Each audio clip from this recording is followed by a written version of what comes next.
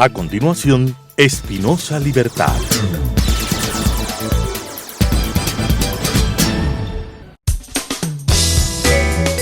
Clasificación A. Apto para todo público.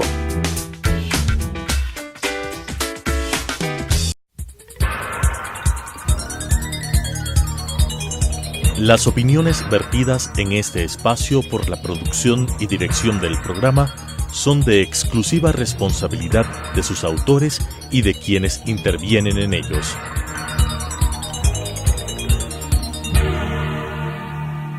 Telesucesos Canal 29 UHF presenta Espinosa Libertad, programa de entretenimiento, información y educación con la conducción de Luis Espinosa. Espinosa Libertad.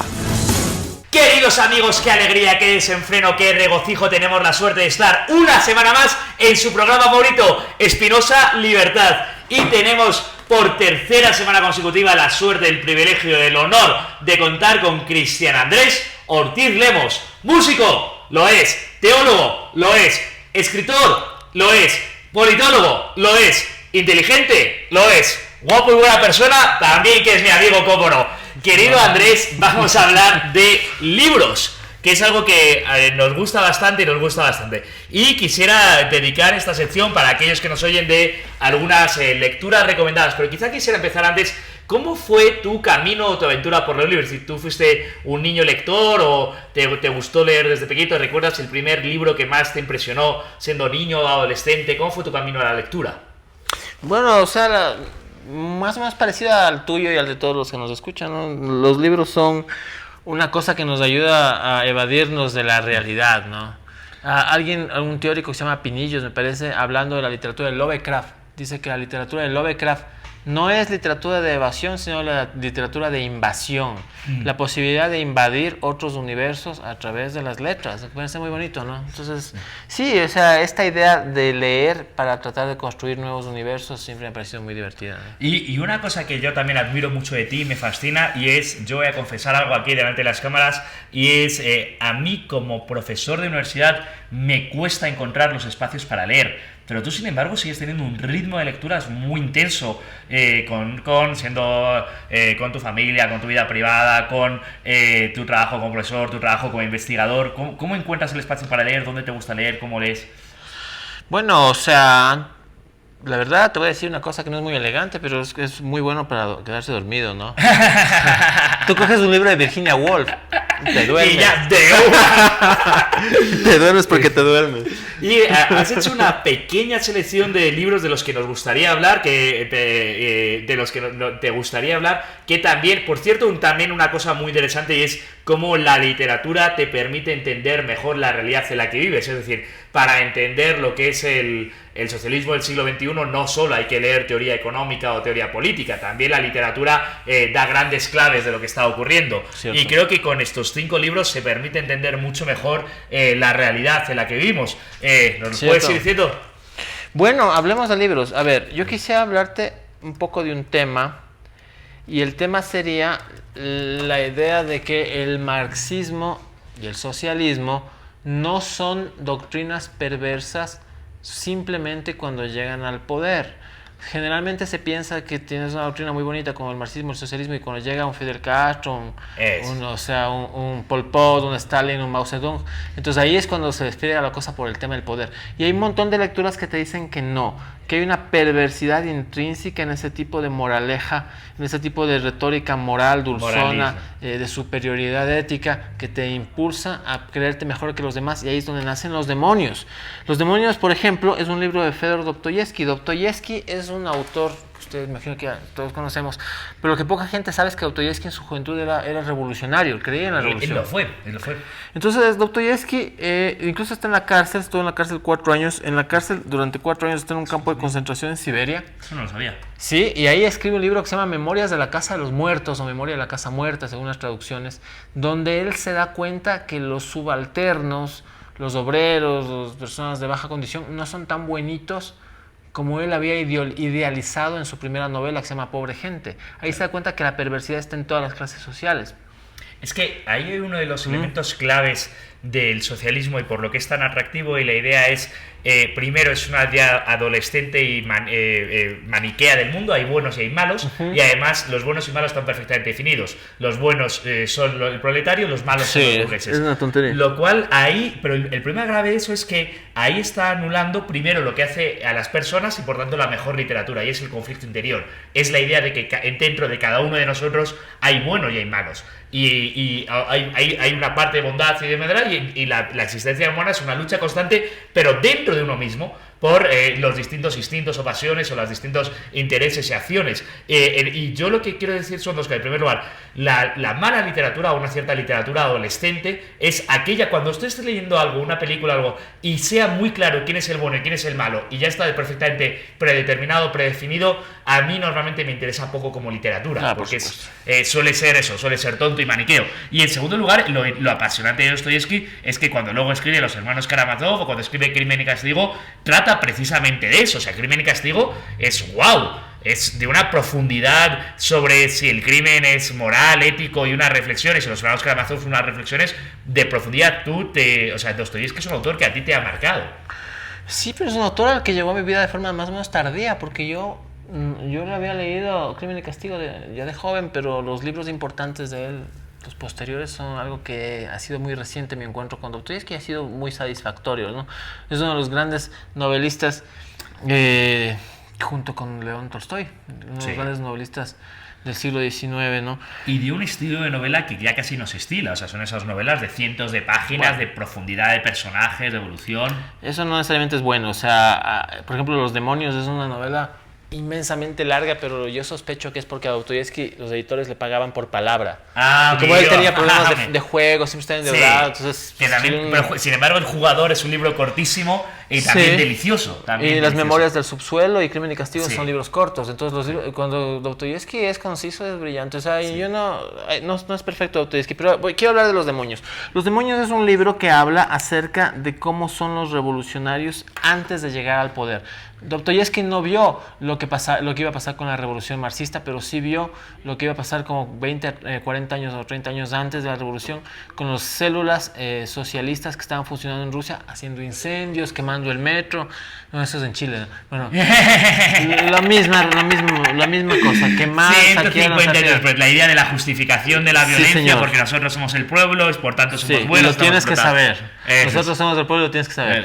Entonces, hacen ese tipo de cosas, y entonces Dostoyevsky tiene una cosa brillante, que es el monólogo de los 100 millones, donde uno de estos revolucionarios dice: si es necesario matar a 100 millones de personas para traer el paraíso social a la tierra, entonces eso es lo que vamos a hacer, haciendo una profecía de lo que va a ser el marxismo, ¿no? Y lo que es fascinante es, como tú bien dices, es que la inmoralidad del socialismo no la plantea Dostoyevsky cuando se ocurrió la Revolución Rusa y ocurrieron los muertos. La inmoralidad del plantea es que en la propia cédula que él conocía tan bien, proto-revolucionaria, porque estaban todavía en esos inicios, en finales del 19, en esa cédula, y evidentemente, y eso no se lo ponemos negar, luchando contra un régimen zarista en el que ya no había la servidumbre del proletariado, pero que era profundamente injusto, eso no lo podemos negar, pero luchando contra un régimen profundamente injusto, ellos no tenían la moralidad de su lado por el mero hecho de luchar contra un régimen injusto, porque ellos mismos ya eran y profundamente inmorales, como Dostoyevsky se dio cuenta de que decía. Sí, señor.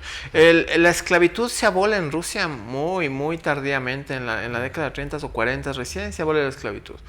Entonces se genera una serie de reformas liberales, y estas reformas liberales, en lugar de profundizarse, León Tolstoy tiene una carta al zar. León Tolstoy sí vivió, él llegó hasta el siglo XX y sí vivió los días iniciales de la Revolución Rusa, todavía no la guerra entre bolcheviques y mencheviques, pero sí la primera parte de la revolución, cuando hay estas grandes protestas dirigidas por un sacerdote ortodoxo.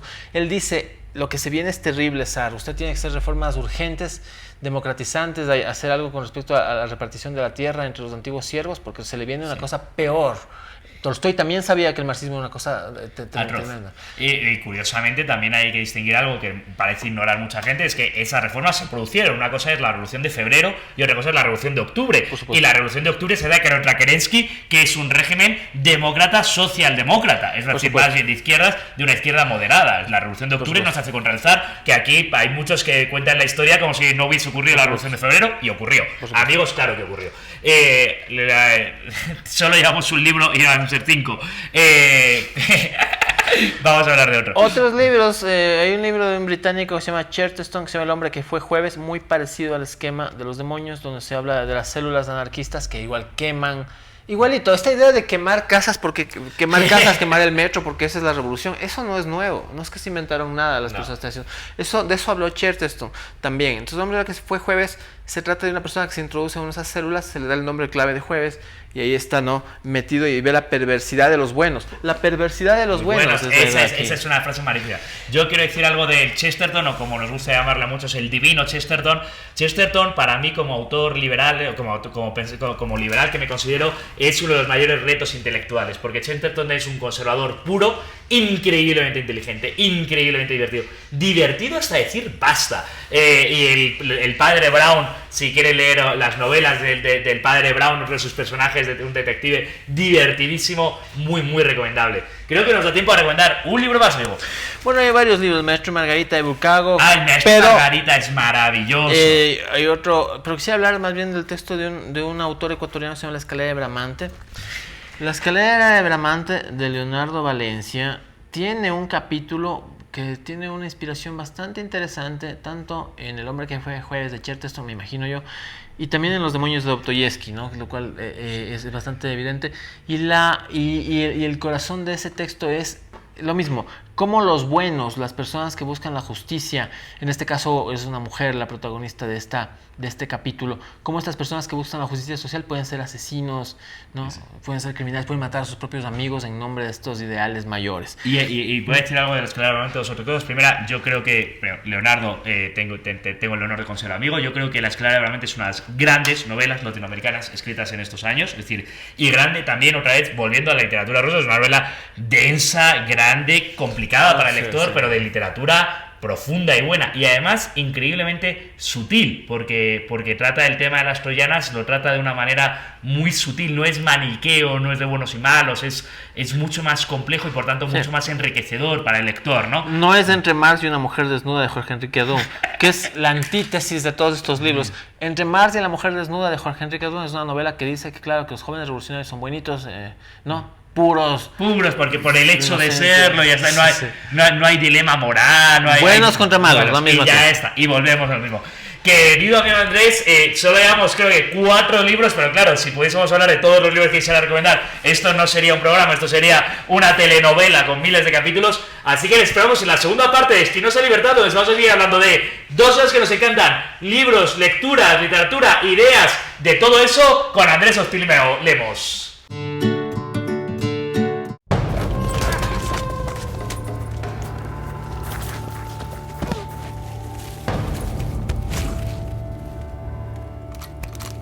Oliver James. Mi amigo, bienvenido a mi país. Tengo derechos. ¿Ah, sí?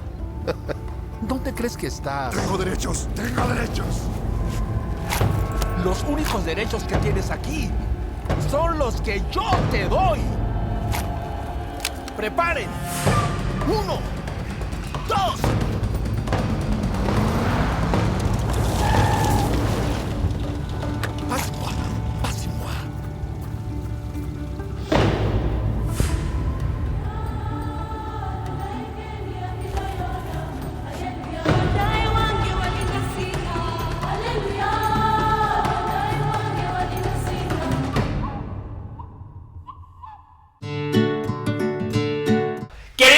Bienvenidos a Espinosa Libertad, su programa favorito. Y hoy estamos y continuamos con Andrés Ortiz Lemos. Ya hemos estado hablando de libros. Teníamos pensado hablar de algunos, pero los libros es como que se tira del hilo, sale uno, entra otro, y son como una reunión de amigos, ¿no? Que te sacan las bielas y nunca sabes qué amigos van a venir, vienen unos, se juntan otros. Y ahora Andrés, yo quisiera aprovechar que tú estás aquí y quisiera aprovechar tu camino vital y tu trayectoria para algo que a lo mejor es inútil, en el sentido de nadie aprende en experiencia ajena y tu camino vital no lo va a poder recorrer nadie, pero sí que creo que es generoso e importante, y es, aunque no seas un provecto anciano, pero sí que has tenido ya muchas vidas, es decir, has sido músico, has sido teólogo, has sido politólogo, has tenido muchas investigaciones, has tenido muchas lecturas y muchas escrituras, y me falta a mí, quisiera hablar en positivo y hablar de recomendaciones. La primera cosa es hablar en positivo, porque con todas las lecturas que hemos hablado de la perversión del socialismo, del maniqueísmo, de buenos y malos, o en ese sentido el marxismo, la idea de opresores oprimidos, buenos, malos, ese simplismo,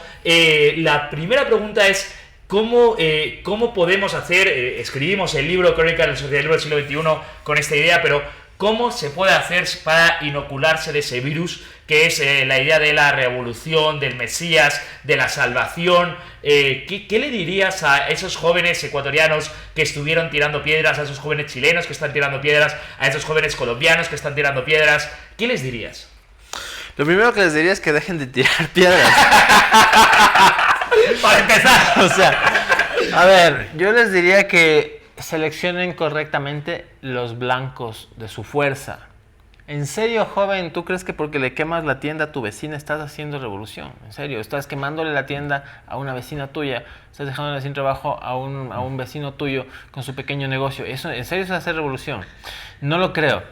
Lo segundo es una idea freudiana del principio de realidad contra el principio del placer. El principio del placer es satisfacer nuestros deseos y necesidades inmediatas. Si alguien te cae mal, le lanzas la piedra, lanzas bomba molotov y crees que dar rienda suelta a esas pulsiones, a la pulsión de muerte, realmente es hacer algo, y no. El principio de realidad, por otro lado, es aburrido. O sea, realmente si yo tuviera 20 años, no me gustaría escuchar esto, porque yo me gustaría más bien lanzar piedras, porque es más divertido. El principio de realidad consiste en hacer la tarea. O sea, ¿quieres cambiar el mundo? Limpia tu cuarto. Si quieres saber más que el político al que criticas, lee más que el político al que criticas. Probablemente tú puedas llegar más lejos que él si lees más que él. Pero no lo vas a lograr de otra forma que no sea a través del principio de realidad. O sea, yo es un tema esto personal. lo traslado a una autora que me gusta mucho, que es McCloskey, y es la idea de el relato heroico versus el relato burgués. Es decir, el relato heroico del guerrero que conquista, que es muy atractivo cuando tienes 20 años, pero el relato que nos enriquece a todos y que enriquece y aporta a la sociedad es el relato burgués, que es un relato increíblemente aburrido. Me levanto por la mañana, voy a trabajar, dejo de desayunar a los hijos, vuelvo a casa, me reúno en la reunión de vecinos del condominio para que podamos convivir entre todos un poco mejor, llego a casa, preparo la cena y me voy a dormir. Ahí no hay nada heroico de he hecho la revolución, he salvado al pueblo. Pero has hecho un gran aporte al mundo. En un día de trabajo honrado se aporta más al mundo que en 100 años de revolución. Pero claro, ese relato a un joven de 20 años, él quiere el relato heroico, ¿no? El cuerpo le pide o le pide. Pero se puede tener relato heroico en este tiempo donde tenemos un pensamiento único, donde tenemos un pensamiento hegemónico. Ahora, ser revolucionario es luchar por la libertad de comercio, libertad de pensamiento, libertad de expresión, libertad de empresa. Eso es ser revolucionario. Claro, porque aquí hay una gran paradoja, y es decir, estos nuevos revolucionarios que quieren hacer la revolución, en realidad ya no es como en los 60 y los 70, que efectivamente se estaban rebelando contra un establishment, contra una generación anterior que sí que era la institucional. Ahora, los marxistas de los 70, jóvenes de los 70, ahora son los que ocupan la cátedra y los que jalean a los jóvenes para hacerlo. Y los políticos, además, también les jalean para hacerlo. De tal manera que el revolucionario está haciendo la revolución contra el sistema, que es el propio sistema que le jalea para que haga la revolución. Es una pura paradoja absurda. Ahora, lo realmente revolucionario es decir, oiga, es que yo no creo en sus ideas de izquierda, oiga, es que yo no creo en su mero... Eso es revolución, imagínate. Claro. Ahí está la adrenalina en este tiempo, ¿no? Declarar que probablemente los relatos, estas moralinas, estos relatos de ciencia ficción de la izquierda, probablemente decir que el rey está desnudo sea ser el verdadero revolucionario. Y revolucionario en este sentido en el mundo de las ideas, no hace falta tirar piedras, no es. Y otra de las ideas, cuando tú has dicho lee más, tú has tenido a lo largo de tu vida un plan de lectura, un programa de lectura, o los libros van cayendo a tu mano. ¿Cómo compaginas lectura de teoría con lectura de novela o de literatura? La verdad es que yo cogí una fobia a leer cuando estuve haciendo mi postdoctorado en Estados Unidos, le cogí fobia a la lectura, porque tenía que leer tantos libros cada día que me saturé y ya no quería saber nada de leer. O sea, realmente odié leer un rato, y está bien. A veces uno debe dejar que el placer sea el que guíe las lecturas. Entonces no tiene nada de malo leer lo que te gusta, aunque sean libros que a tus amigos no les gusta que leas o que no sean suficientemente intelectuales. Lo importante es leer algo que te guste. Por otro lado, sí me ha pasado estos últimos 2 años que he tenido que hacer lista de libros que no puede ser que no haya leído. Claro. Por ejemplo, la obra completa de Tolstoy y la obra completa de Dostoyevsky no había leído, entonces no puede ser que no haya leído. Entonces tuve que forzarme a mí mismo a leer estos libros. Tuve que leer el Ulises de Joyce, que es un libro espantoso. ¿De verdad que lo has conseguido? Claro, yo reconozco públicamente, y no me avergüenzo para nada, he sido incapaz de leerlo y no tengo ninguna intención. Me parece que es un coñazo. Sí. Soporífero. Bueno, digamos que el Absalón de Faulkner es un poco menos coñazo. A mí Absalón de Faulkner me gustó. Sí, puede ser que te haya gustado a ti, pero no deja de ser un coñazo. Sí, es un poco mejor, ¿no? No mejor. Pero bueno, sí leo por obligación también, porque no quiero ignorar. Eso que dices, yo también lo quiero compartir porque también es una experiencia personal de la que se habla poco.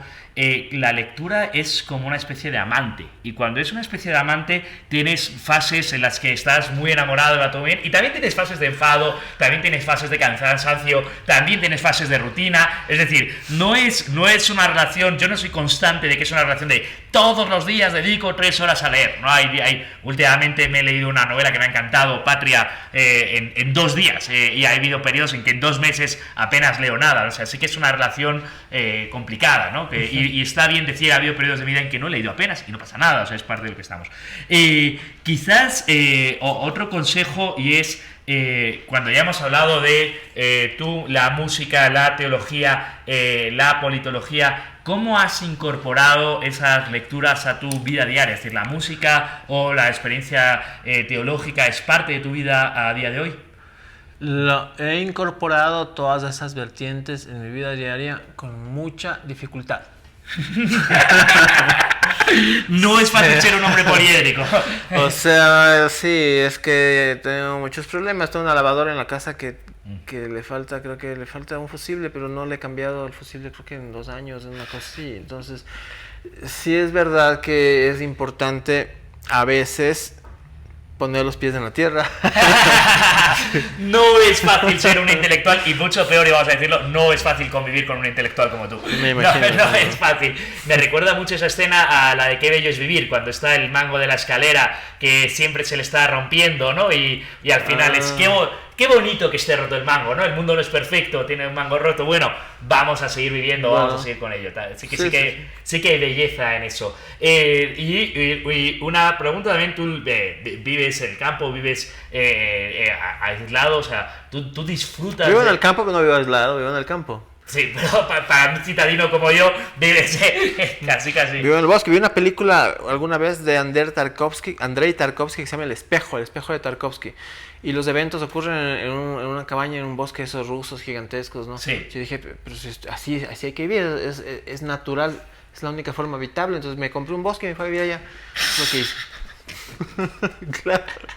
Con un pareces completamente el tópico del intelectual en el bosque, rodeado de libros, rodeado con tu perro paseando. Es como, parece que eres... ¿cómo es? O sea, ¿qué tan enriquecedor para ti es el contacto con la naturaleza? ¿Cómo lo vives o qué te aporta? Porque Total, yo no sé cómo... Yo cada vez que llego aquí te digo cómo la gente hace para vivir en esta caja. O sea, es imposible, el tráfico... Y tú apenas tienes 3 millones de habitantes. Si llegas a vivir en Shanghái o en... No, imagínate, no, me muero. Pero el bosque está el pajarito, el conejo... No, pero te llena ese contacto con la naturaleza. Claro, pero es que... O sea, para mí es inexplicable. Yo soy citadino, me encanta. Es habitable, se necesita estar bajo los árboles, caminar. Yo salgo a correr en las noches con los perros en el bosque.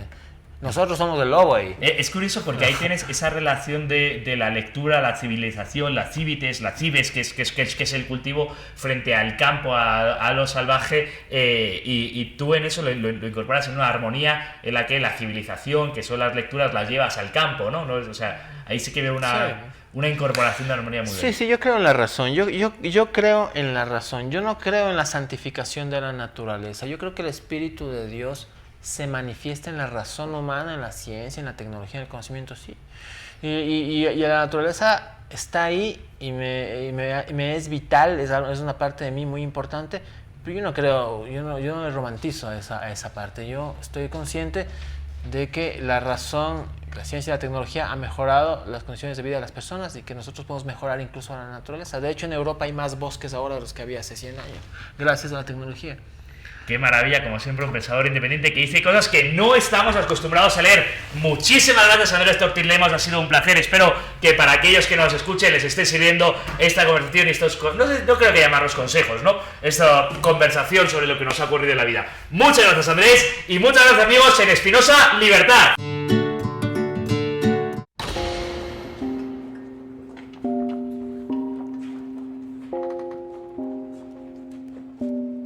Diferentes palabras describen diferentes personas. Pero ante la ley, hay una palabra que se ajusta a todos. Derecho humano número 7. Todos somos iguales ante la ley. ¿Qué son los derechos humanos? Infórmate en jovenesporlosderechoshumanos.org. Queridos amigos, bienvenidos a Espinosa Libertad, a su sección favorita donde leemos, porque no solo nos gusta hablar de libros, como hemos estado haciendo, que ha sido bastante enriquecedor, al menos para mí, sino que además nos gusta leer lo que se escribe. Andrés Tortil Lemos nos va a leer algo de lo que él mismo ha escrito. Esa es la suerte y el privilegio de estar con un escritor. Bueno, voy a leerles un segmento del último artículo de opinión que escribí sobre un piloto cubano que desertó a Estados Unidos y después regresó en avioneta Cessna a rescatar a su familia y se aterrizó en una autopista. Fue una historia fascinante, ¿eh? Una madrugada, Lorenzo Orestes decidió obedecer la última orden de Raúl Castro, que le dijo a Raúl Castro: si quieres a tu familia, ven por ellos, le dijo. Entonces él obedeció esa orden. Despegó de las costas de Florida y atravesó el mar volando a 2 metros de altura para evitar que los radares puedan detectarlo. Los pescadores que lo vieron pasar no daban crédito a sus ojos. ¿Quién era aquel demente que volaba debajo de las gaviotas? ¿Qué podía mover a una persona para emprender una locura de ese tipo? El piloto llegó a las costas de Cuba y con la precisión de un ajedrecista aterrizó en medio de la carretera ante la mirada atónita de varios conductores, junto a los cuales se posó compartiendo el carril de flujo. Orestes estuvo a punto de perder pista al pasar rozando un enorme autobús mientras descendía. Al final se posó sobre el suelo como una mosca en un vaso de leche. Su esposa y sus hijos lo esperaban, sabían que iba a llegar, lo conocían, entendían que era terco y una vez que se le metía algo en la cabeza no había manera de hacerlo desistir. Ni siquiera un sistema de misiles rusos apuntándole a la cabeza. No había tiempo para abrazos. Subieron a la nave, el despegue fue difícil, la autopista tenía una enorme piedra atravesando en medio de la ruta. Los corazones parecían detenerse a ratos y a ratos se aceleraban como tambores en un concierto de rock. Había llegado la etapa más difícil, muchas personas lo vieron despegar. Bastaba una llamada para que alguno de sus antiguos compañeros vuele a ellos en un Sukhoi y los reduzca a cenizas. También estaban los cohetes antiaéreos soviéticos, eficientes y letales. Solo se necesitaba un error y todo terminaría. Pero las cosas salieron bien. Tras un par de horas de vuelo, a ras del mar, Lorenzo Orestes y su familia llegaron a salvo a los Estados Unidos. Qué increíble, después de todo lo que hemos estado hablando sobre el socialismo, qué increíble que todavía en América Latina, en el siglo XXI, haya gente que tenga que luchar así por algo tan básico como la libertad. Y ahora queremos acordarnos de todos nuestros amigos venezolanos que están sufriendo en sus propias carnes y que todavía haya gente que esté tirando piedras porque quiere eso en sus países. Es tan increíble, paradójico, tan increíble.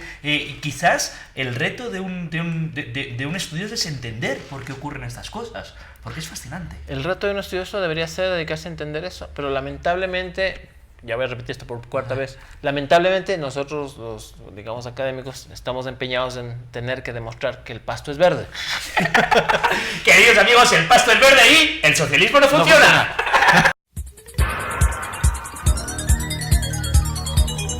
Las opiniones vertidas en este espacio por la producción y dirección del programa son de exclusiva responsabilidad de sus autores y de quienes intervienen en ellos.